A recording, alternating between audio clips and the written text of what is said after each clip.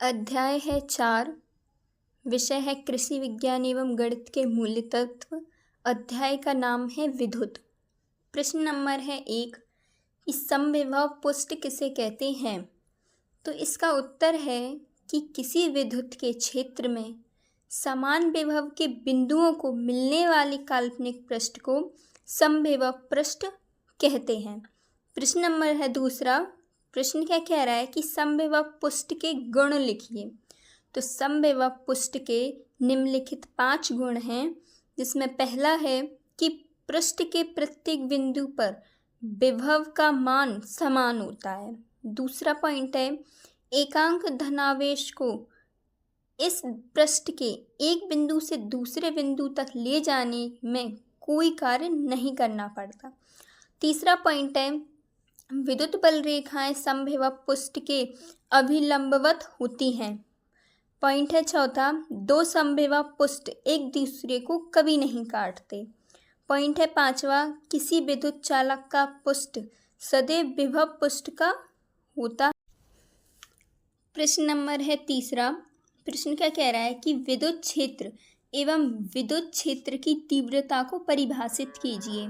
तो पहला पॉइंट है इसमें कि विद्युत क्षेत्र किसी विद्युत आवेश के चारों ओर का वह क्षेत्र जहाँ तक उसका प्रभाव होता है या अनुभव किया जाता है विद्युत क्षेत्र कहलाता है। दूसरा है कि विद्युत क्षेत्र की तीव्रता विद्युत क्षेत्र के किसी बिंदु पर एकांक धनावेश जितने बल का अनुभव करता है उसे इस बिंदु पर विद्युत क्षेत्र की तीव्रता कहते हैं। प्रश्न नंबर है 4। प्रश्न क्या कह रहा है कि विद्युत बल रेखाएं क्या होती हैं तथा इनके गुण लिखिए।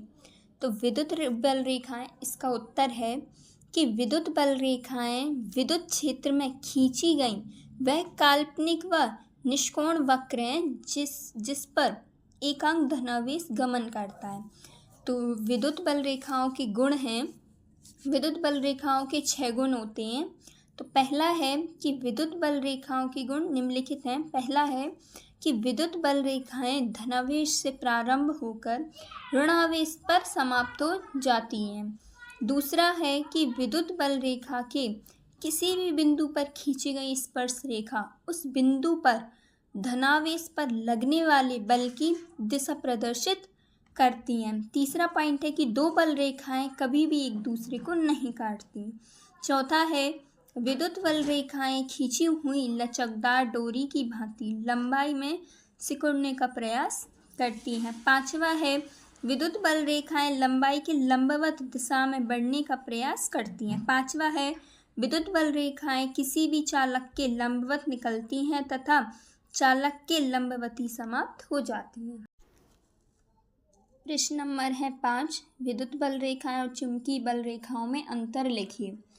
तो एक तरफ है विद्युत बल रेखाएं और दूसरी तरफ है चुंबकीय बल रेखाएं।